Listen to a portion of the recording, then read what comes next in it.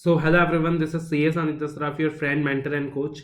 सो कैसे हैं आप? उम्मीद कर रहा हूँ आपकी प्रिपरेशन अच्छी चल रही है, राइट? सो अगेन ये जो वीडियो है वो सीए इंटर के स्टूडेंट्स के लिए है कि एग्जाम से पहले आपको जो 1.5 डेज का टाइम मिलेगा, आप उस 1.5 डेज के अंदर अपने प्रिपरेशंस को किस तरीके से बेहतर कर सकते हो। उस 1.5 डेज में किस तरीके से पूरे सिलेबस को रिवाइज कर सकते हो, एंड किस तरीके से किस सीक्वेंस के अंदर आपने पढ़ना चाहिए सो दैट आप ज़्यादा चीज़ें कवर कर पाएँ, इफेक्टिव मैनर में कवर कर पाएँ। सो कोशिश है कि आपके उस चैलेंज को एड्रेस कर सकूँ मैं और आपकी हेल्प कर सकूँ। वंस अगेन वीडियो को लाइक करना मत भूलना, क्योंकि आप जब वीडियो को लाइक करते हो तो वो हमें एक तरीके से एक एंकरेजमेंट देता है, एक मोटिवेशन देता है to keep supporting you, right? Video में अगर एनर्जी लेवल थोड़ी सी कम लग रही हो तो माफ करना, बिकॉज तबीयत थोड़ी सी सही नहीं है। बाकी go by the content of the video. If we talk about C inter audit, तो before starting with the preparation plan, it is very important to assess कि आपके पास कितना समय होगा, कितना टाइम होगा, और उस टाइम के अगेंस्ट आप कितनी चीज़ें पढ़ सकते हो। तो अगर हम टाइम अवेलेबिलिटी की बात करें तो कुल मिलाकर आपके पास जो टाइम होगा दैट विल बी कि आप जिस दिन एग्जाम देकर आओगे, है ना, जो पिछला एग्जाम होगा, जब आप एग्जाम देकर आओगे तो उसके बाद आपके पास उस पर्टिकुलर डे में कितना टाइम बचेगा? 4 to 5 आवर्स। उससे ज़्यादा तो पढ़ नहीं पाओगे, बिकॉज 2 से 5 तो एग्जाम रहेगा। फिर आप घर पहुंचोगे मे बी 5:30 तक, 5:45 तक। फिर आप कुछ खाना वगैरह खाओगे, फिर एक पावर नैप लोगे, that is something I will always suggest. तो उसके बाद करीबन आपको 5 आवर्स का टाइम मिलेगा। फिर जो अगला दिन है जिसको मैंने नाम दिया है प्रिपरेशन डे, आपके पास पूरा दिन का समय है, तो अकॉर्डिंगली मैं मान लेता हूँ कि आपको 14 आवर्स का टाइम मिल जाएगा। और फिर है finally the battle day, the exam day, जिसके लिए आप बहुत पहले से मेहनत कर रहे हैं, तो उस दिन आपको 5 आवर्स का टाइम मिल जाएगा। तो टोटली आपको कितना टाइम मिल जाएगा? 24 आवर्स का टाइम मिल जाएगा, और उस 24 आवर्स के अंदर आपने क्या करना है? अपना सिलेबस कंप्लीट करना है, ठीक है? अब देखना, 24 आवर्स के अंदर आपने पूरा सिलेबस कंप्लीट करना है, तो बहुत ज़्यादा इंपॉर्टेंट है कि अभी से आप जब पढ़ाई कर रहे हैं ना, तो आपने हर चैप्टर्स में मार्किंग कर रखी है, हर टॉपिक में मार्किंग कर रखी है। आपको पता है कि एग्जाम से पहले 1.5 डेज में आपने क्या करना है। अगर आप मेरे कॉन्सेप्ट बुक से पढ़ रहे हो, अगर आपने मेरे से क्लासेस लिए हैं, आई होप कि आपको बिल्कुल डिफिकल्टी नहीं आएगी उस 1.5 डेज के अंदर। अगर आपने मुझसे क्लासेस नहीं भी ली हैं तो एटलीस्ट मैंने जो रिविजनरी ऑडियो क्लिप्स प्रोवाइड किए हैं अपने टेलीग्राम चैनल में, you just take the advantage of those audio clips, that will help you to revise the syllabus in very less time, ठीक है? साथ ही साथ मैंने आपको रिविजनरी वीडियोस प्रोवाइड किए हैं, स्टैंडर्ड्स ऑफ ऑडिटिंग के रिविजनरी वीडियोस प्रोवाइड किए हैं, कंपनी ऑडिट के रिविजनरी वीडियोस प्रोवाइड किए हैं, कारों के रिविजनरी वीडियोस प्रोवाइड किए हैं, स्टैंडर्ड्स के प्रोवाइड किए हैं। तो आप उन रिविजनरी वीडियोस को यूज करो, बहुत कम टाइम में आप सिलेबस को रिवाइज कर पाओगे। तो for that all the CA inter students can subscribe my YouTube channel, ठीक है? तो इंटर से रिलेटेड रिविजन वीडियोस आपको मिलते रहते हैं। उसके बाद अगर हम बात करें तो हमारे एक टेलीग्राम चैनल है, law and audit Pathshala by C S Anita Saraf for CA inter students, जिसके अंदर वॉइस क्लिप्स मैंने आपको प्रोवाइड किए हैं कि ज्यादातर चैप्टर्स को आप वॉइस क्लिप्स के थ्रू रिवाइज कर सकते हो। Now coming to the preparation part, the mini preparation day की बात करूं तो करीबन 5 घंटा मिलेगा आपको। सबसे पहले एडवाइस कर रहा हूं आपको कि भाई जब तुम एग्जाम देके आओगे, किसी से डिस्कस मत करना एग्जाम में क्या हुआ, एग्जाम कैसा हुआ, क्या था, तेरे सेंटर में क्या हुआ, तेरे सेंटर में कोई कैजुअलिटी अराइज हुआ क्या, कुछ बात मत करना, किसी से बात मत करना, है ना? आपने क्या करना है, आपने बिना किसी से बात करे सीधा घर में आना है और आकर अगले दिन की प्रिपरेशन स्टार्ट कर देनी है after taking a power nap. उसके बारे में आप, उसके अलावा आपने कुछ नहीं सोचना है। अब सिर्फ 5 आवर्स का समय है, तो इस 5 आवर्स के अंदर आप क्या कंप्लीट कर सकते हो?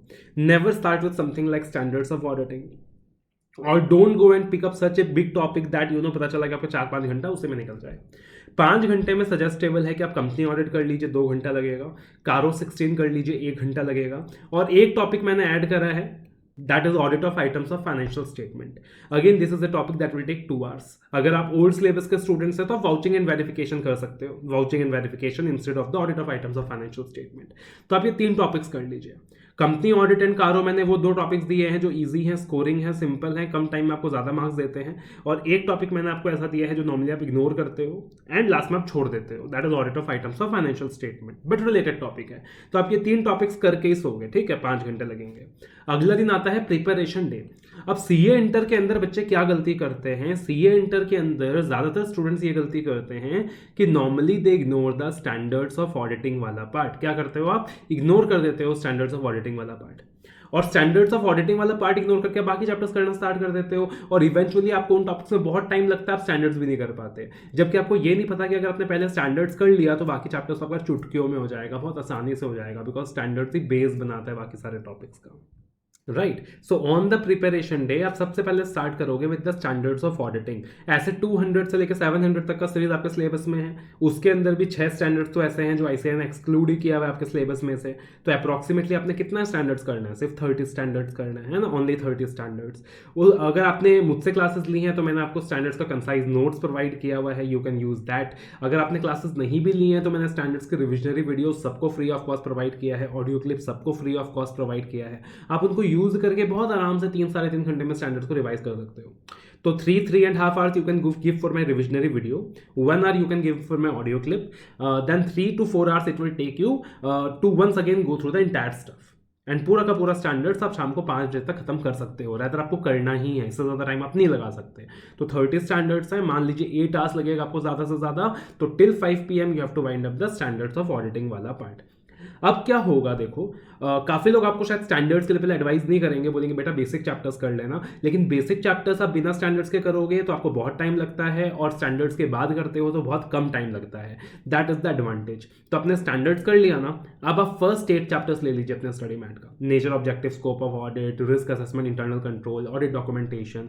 उन चैप्टर्स के अंदर स्टैंडर्ड्स का बेस बहुत स्ट्रांगली इन्वॉल्व है। फॉर एग्जाम्पल आपने ऑडिट डॉक्यूमेंटेशन का स्टैंडर्ड कर लिया है तो ऑडिट डॉक्यूमेंटेशन के चैप्टर में ज़्यादा टाइम लगेगा ही नहीं।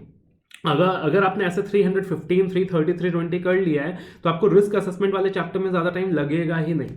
तो अकॉर्डिंगली क्या होता है कि वो जितने भी चैप्टर्स है ना, वहाँ स्टैंडर्ड्स का बेस एलिमेंट इन्वॉल्व है।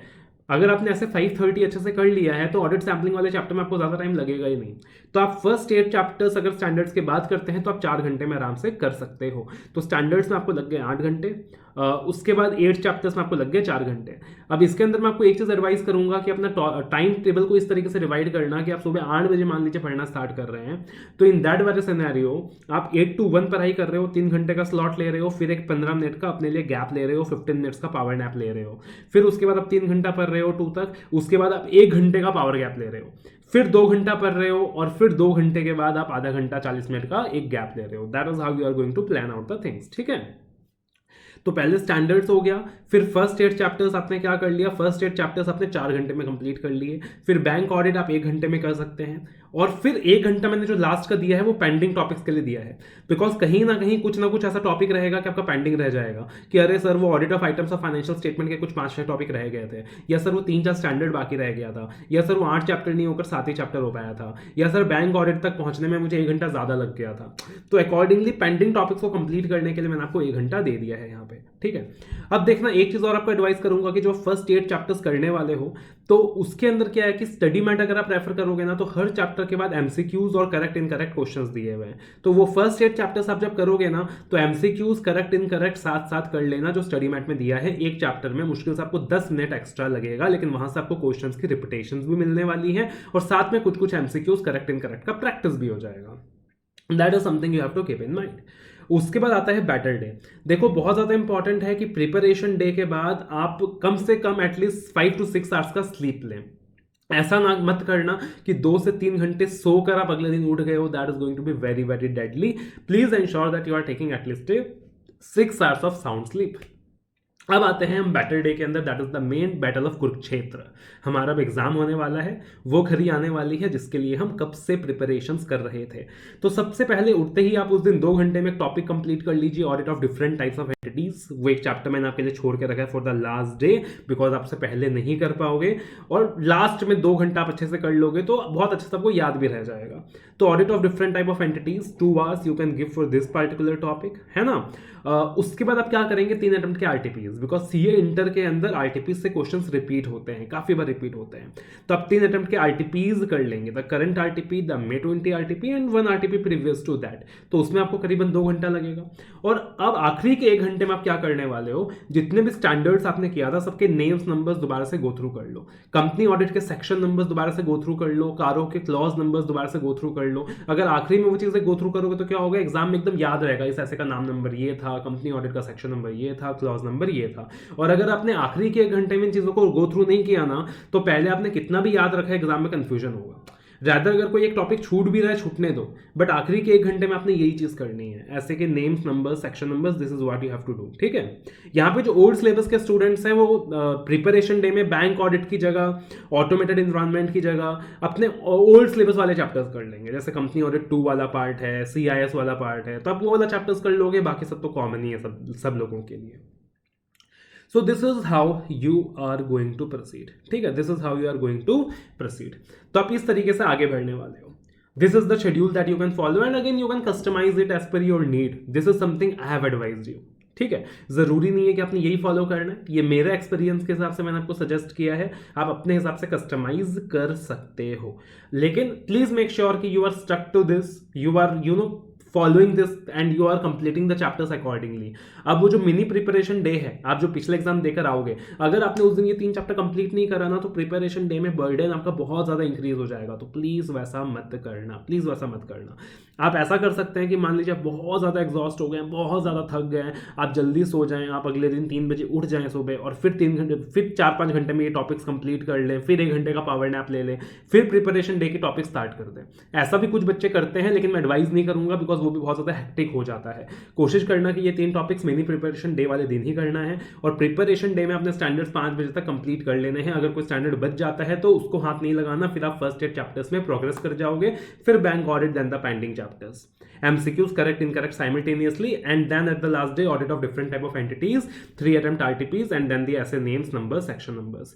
इसके बाद आपने क्या करना है, इसके बाद आपने किताबें बंद कर लेनी है, अपने प्रभु को, अपने ईश्वर को, अपने अल्लाह को, अपने वायु गुरु को याद रखना है, राइट, जिसको भी आप मानते हैं उनको याद रखना है, अपने पेरेंट्स की ब्लेसिंग्स लेनी है, और अपने मन में विश्वास रख के एग्जाम हॉल में चले जाना है। अगर आपको ऐसा लग रहा है कि सर मेरी प्रिपरेशन नहीं हुई है, मेरी प्रिपरेशन एडिक्वेट नहीं है, मुझे चीज़ें याद नहीं रह रही, मुझे कॉन्फिडेंस नहीं आ रहा, तो let me tell you that is something very very normal. एक रैंकर के साथ भी ऐसा होता है, हर किसी के साथ ऐसा होता है, मेरे साथ भी ऐसा हुआ था। This is something very normal.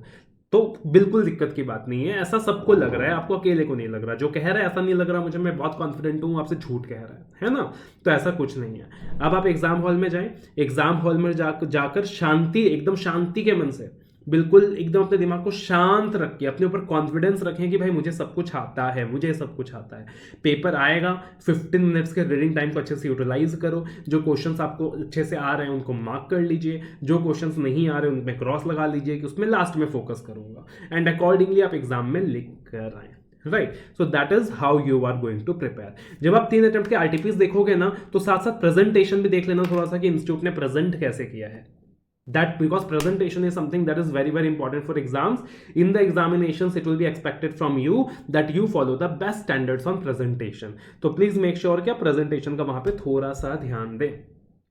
बाकी जैसे कि मैंने आपको बताया था, बहुत सारे स्टडी रिसोर्सेज है जो मैंने आपको प्रोवाइड किया है ना। तो आप उन सारे स्टडी रिसोर्सेज को यूज कर सकते हैं, अपने दोस्तों के साथ शेयर कर सकते हैं। Use the audio clips again and again, use the revisionary videos again and again, right. And मैं कोशिश करूंगा कि और भी चीजें आप तक पहुंचा सकूं।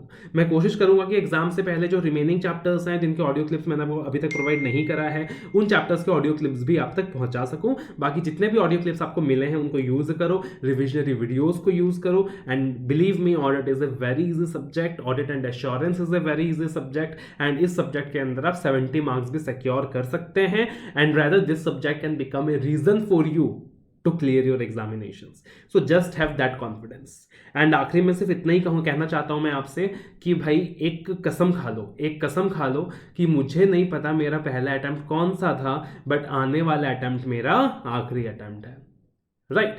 मुझे पता है जो सिचुएशन है वो बहुत डिफिकल्ट है, बट आपने भगवान से कहना है कि ए प्रभु, तू चाहे जितनी मुश्किल सिचुएशन में मुझे डाल दे, बट मैं तेरा ही चेला हूं। तू चाहे मुझे जितनी डिफिकल्ट सिचुएशन में डालना चाहे डाल दे, बट मैं उस सिचुएशन में फाइट करूंगा और उस सिचुएशन में विक्टोरियस इमर्ज करूंगा, right. And with that conviction, with that faith, just go for it.